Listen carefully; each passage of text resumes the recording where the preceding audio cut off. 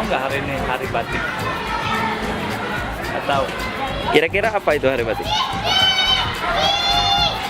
Tahu. Nggak tahu. Ntar tanya gurunya ya.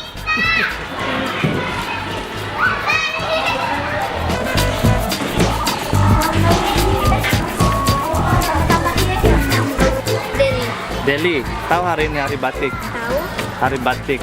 Menurut Deli, ngapa kita perlu pakai baju batik? karena batik harus dilestarikan. Terus Motif? motifnya bagus, warnanya beragam, dan merupakan ciri khas Indonesia.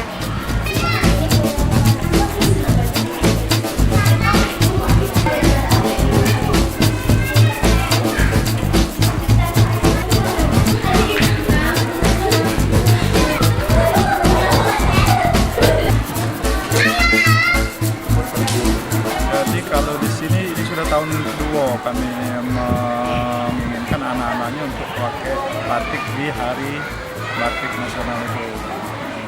Dari bentuk wujud untuk melestarikan daripada peninggalan melestarikan daripada budaya kita, dan itu adalah milik bangsa kita. Jadi mesti kita lestarikan dan kita tanamkan kepada anak bahwa ini adalah milik bangsa yang harus kita edukasi kepada anak.